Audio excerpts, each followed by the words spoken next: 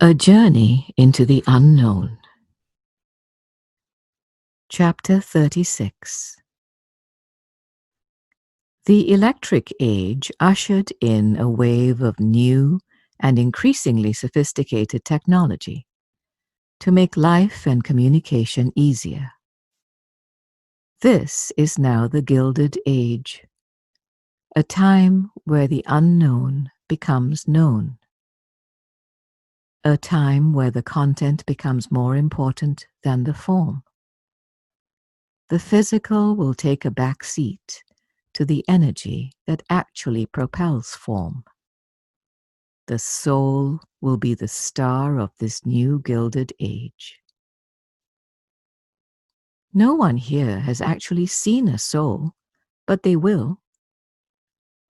The soul's great light is becoming visible in a few.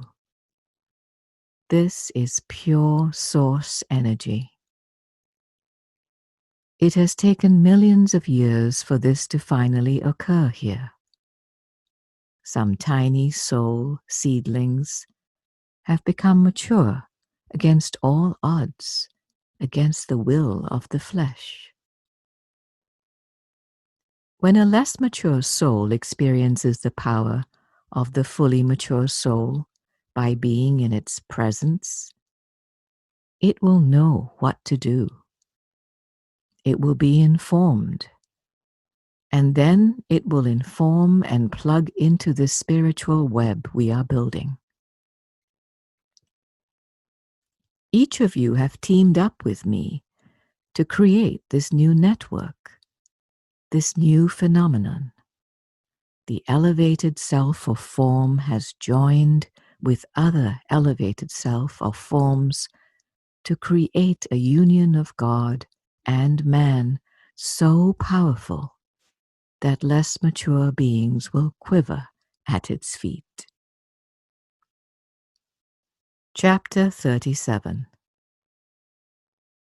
The ties that bind people together, whether they are social, work-related, or financial, will fall by the wayside, so that something new and beautiful can take their place.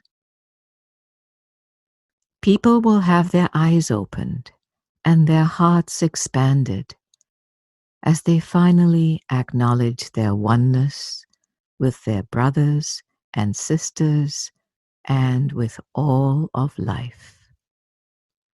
This is the end goal, the end of suffering, and the acceptance of what is.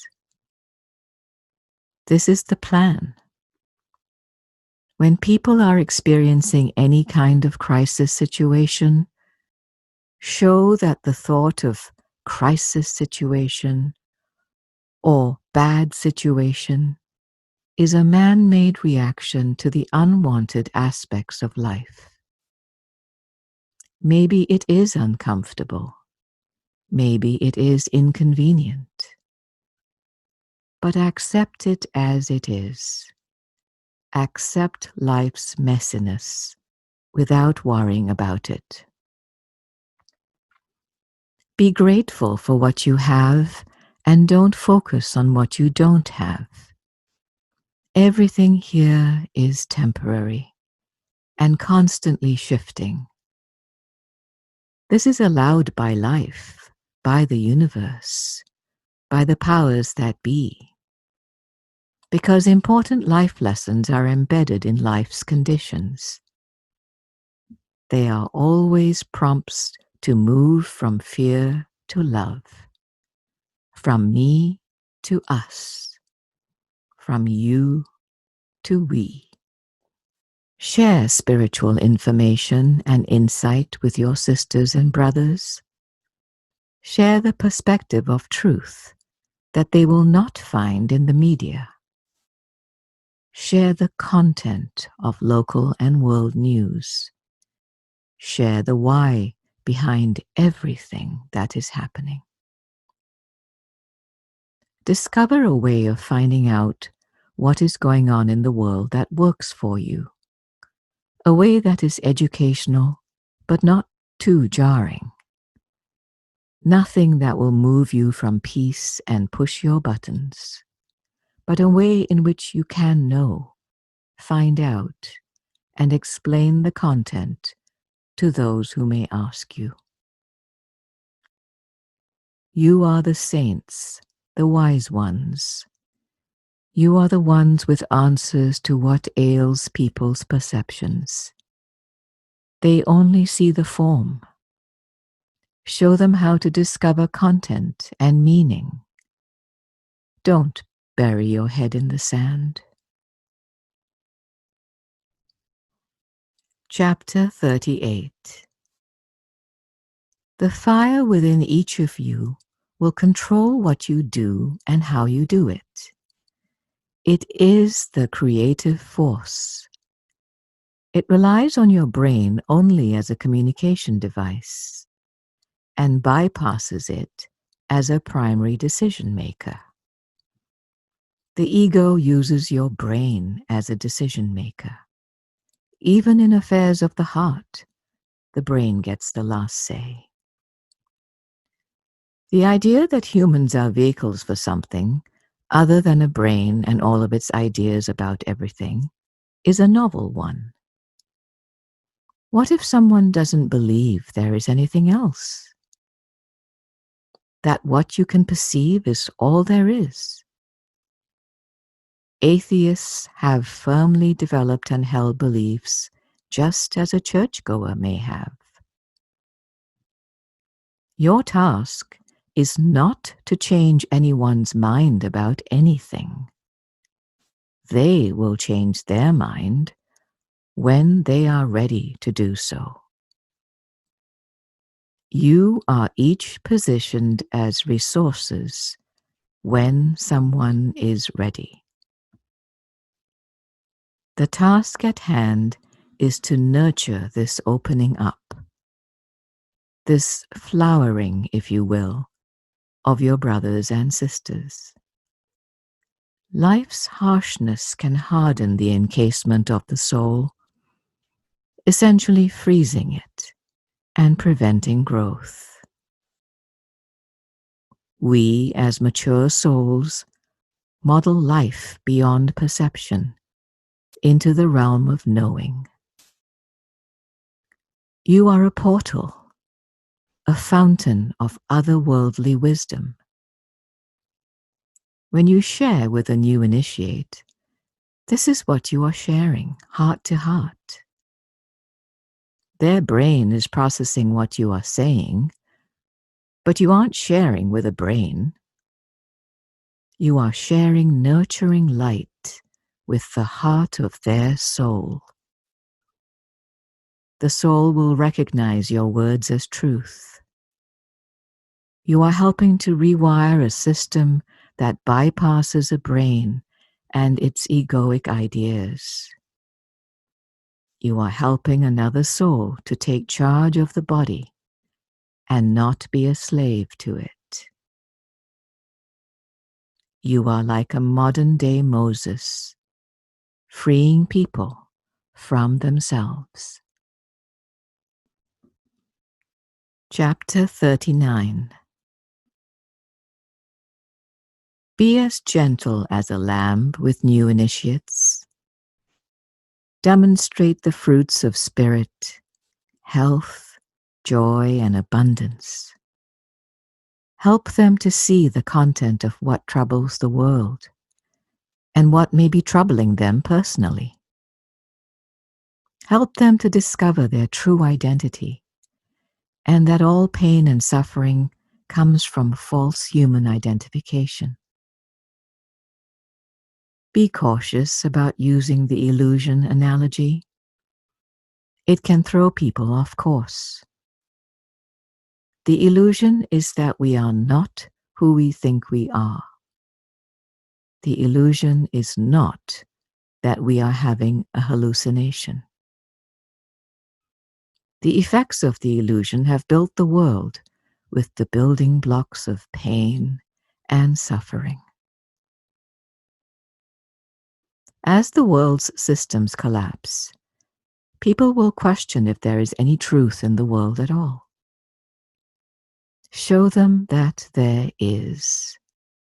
Show them that you are the truth, a walking, talking, individualized version of it, and that the truth wants to be reflected in them as well, when their ideas about themselves have taken a back seat.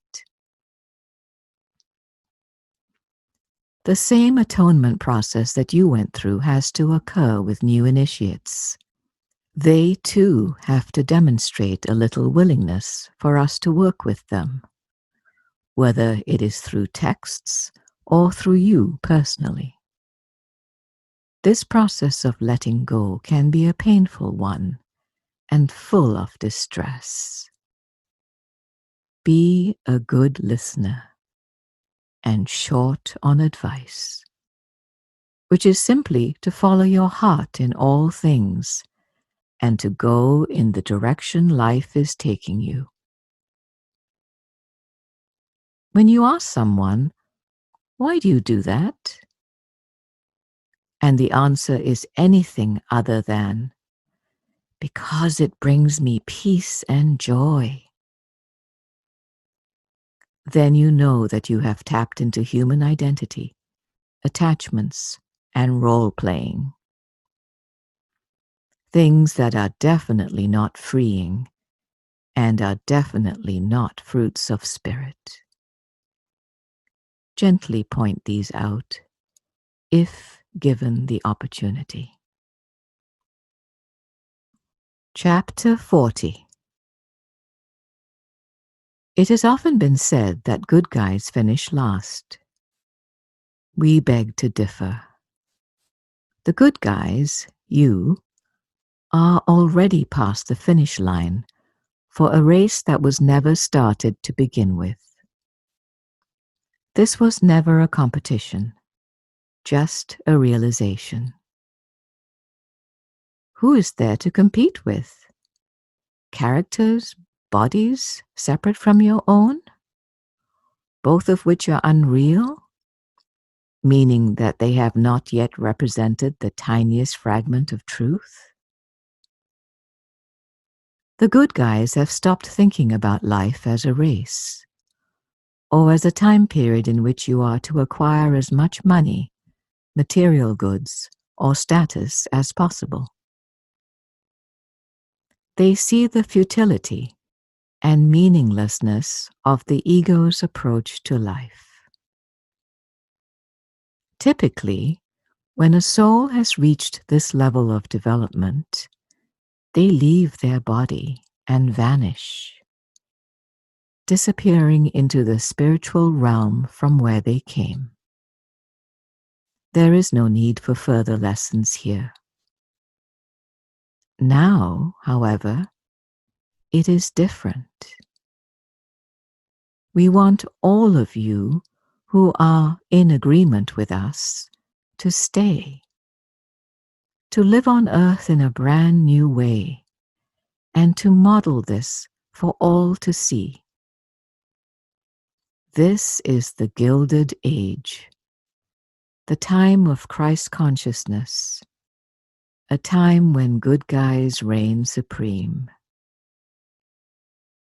When enough people practice Christ consciousness and live ego and identity-free lives, then there will be no more war or conflict. Isn't this worth staying for? Chapter 41. Non-human humans, who are largely non-reactive on an emotional level, is what we are trying to create. We want them to be responsive on a physical level without incurring the emotional baggage. They can't be hurt because there really is no person attached to the mind-body vehicle. There is only a mature soul as an operating system. This may sound like a lofty goal, and obviously we're not there yet. No one is there yet. The best we can do is to place the egoic operating system on the back burner and train people to allow their divinity to be dominant. This is the elevated self of form, first introduced in a course of love. This has been achieved to a large extent with many of you, those I call saints, but not in society at large. The elevated self of form is a midpoint goal, one we think is both practical and achievable. The complete absence of ego is still a long way off. For now, we want to educate people about what an ego is and how to control it long enough until it is tame or dormant. At this point, the soul is mature enough to take over. The soul doesn't need to be educated. It needs opportunities to be strengthened and to grow. This can happen the hard way or the easy way. We support the easy way, or actually the easier way, because this is anything but easy. We are just making a comparison here. Reading A Course in Miracles is much easier than being in the school of hard knocks. When you talk to a soul, you are not really communicating with the character they have been playing. You are communicating with an essence.